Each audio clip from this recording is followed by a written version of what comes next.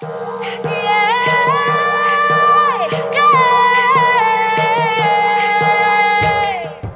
arachnids, and hello, IIT. I am Julia Marie de los Reyes, weaving you on the web.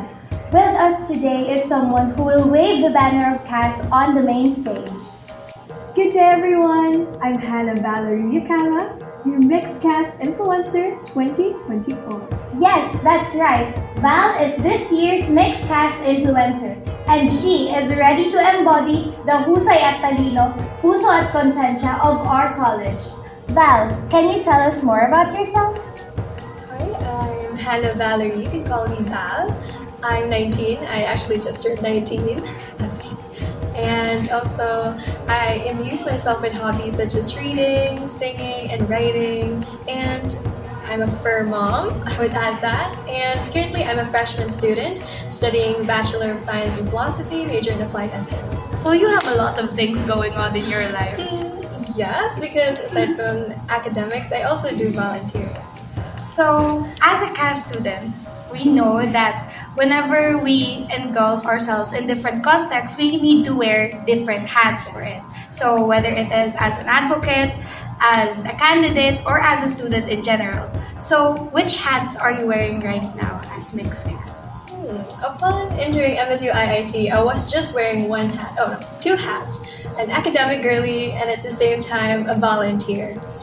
Right now, I would say that I'm now wearing a pile of hats because I know for a fact that CAS is a melting pot of students from different upbringings and at the same time a cohort of brilliant thinkers. And I would say that I'm now wearing that hat, and it's not something that I would say that is heavy. I'm very much grateful. Actually, I'm very much grateful that I would be representing our college for the upcoming Mixed IIT Influencer, and very grateful for this opportunity. So, aside from being a CAS student and a student from the Dakilang Pamantasan, who is Val outside of IIT? They're pretty much the same. I would say that Val inside or outside the Dakilang Pamantasan is someone who's bubbly and at the same time who's confident of herself. And actually, I'm kind of like the student or like the Val I've always dreamed of, like when I was 16 years old. And I'm very much grateful that I'm now in that stage where I could confidently say that I have the resilience, the courage to show myself. So we have actually prepared a set of questions for you to answer throughout this interview. So shall we start? Yes. Okay, so our first question would be, as a first year BS philosophy student, which philosopher fascinated you the most? There are actually a lot of philosophers, and I would say that their perspectives and their theories are all unique.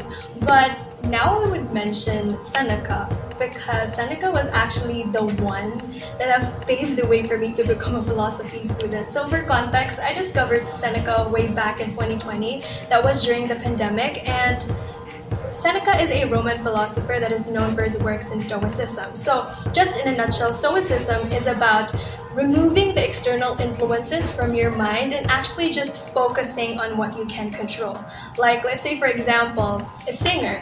When a singer performs in an empty room, there's a tendency that he or they can give out their 100% because there's no just people there. But if that singer performs in a room full of people, there's a possibility that that singer would mess up because that singer also accounts for the opinion, for the criticisms of the people. So Stoicism basically wipes out that external influence that's just like, focus on yourself. And it was really something that 2020, the pandemic was a trying time. So Seneca's idea actually inspired me to, be more focused, be more productive during that time, utilizing the time that I have to develop what I could, my skills, my abilities. So yeah, I would say that Seneca is one of my favorite philosophers until now. That's very amazing. It's the philosophy of it all is just amazing. Yeah. So you mentioned like singers and stuff like that. So can I ask, who are your top 3 favorite artists? Oh, I mean, that's kind of hard because I listen to a lot of artists. But right now, the songs on repeat or the artists that are on repeat on my playlist is Olivia Rodrigo, Taylor Swift, and at the same time, 𝙬𝙬𝙗 from Forbes. Okay. 𝙬𝙬𝙗 is a good artist. Yes. So you're more of a pop girly and at the same time an Yes. indie girl. Yes. We love that for you. So up to our next question. So we found out that you actually have a background as a campus journalist. So how did your journey start in campus journalism? Well, I started my journey as a campus journalist way back in elementary. I actually tried out different fields. First, I was a news writer. Second, I tried TV broadcasting, feature writing, and finally radio broadcasting. But to all the fields that I've tried, I would say that my forte is feature writing and at the same time radio broadcasting. Okay, so you have a lot of things. You tried a lot of things in the past. But can I ask this? Like, what is your pet peeve as a journalist? I actually don't have a specific pet peeve when it comes to journalism, but I would say that there are really a lot of great writers, great journalists out there who are not just given a platform. So yeah, maybe just give journalists more platform, I would say. Yeah, that is actually an amazing thought process there. So next question would be, what does it mean to be a results lister in your course, BA Philosophy? Well, okay, so becoming a result lister itself, I mean, in any course, really requires hard work and at the same time dedication on your studies. So I think that manifests it all, not just result listers, chancellor's listers, and dean's listers as well.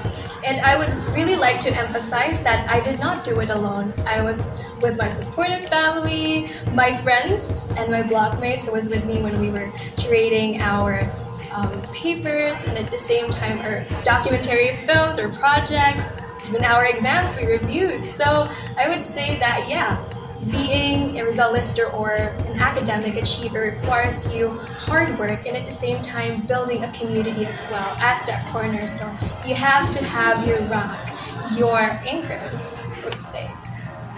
So you talked about having a community, and as what I know is that your advocacy is also focused on a community. So can you tell us more about your advocacy? So it's for a community, by a community, with a community. So my advocacy project is 𝗍𝗿, which is geared towards the concerns of our seniors. It's basically about amplifying the concerns of our seniors so that we could holistically solve them together. So I would really say and emphasize that 𝗍𝗿 is not just my advocacy project or Cass's advocacy project. Hopefully we can transcend it into becoming a MSU IIT collective project. Because I always think of 𝗍𝗿 as not just an I, but a we.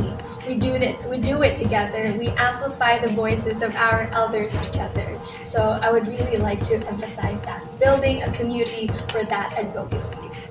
Yes, that is good, and we are here to support you throughout your advocacy. So, aside from your advocacy, now we will be ending our interview, unfortunately. But is there something else that you want to say to our fellow arachnids? So, hello everyone, IITians, arachnids. I would really like to invite you to be part of 𝗍𝗿, be part of a bigger movement, be part of our cause. You can become a volunteer for our outreach programs, and at the same time, you can also contribute to our newsletter.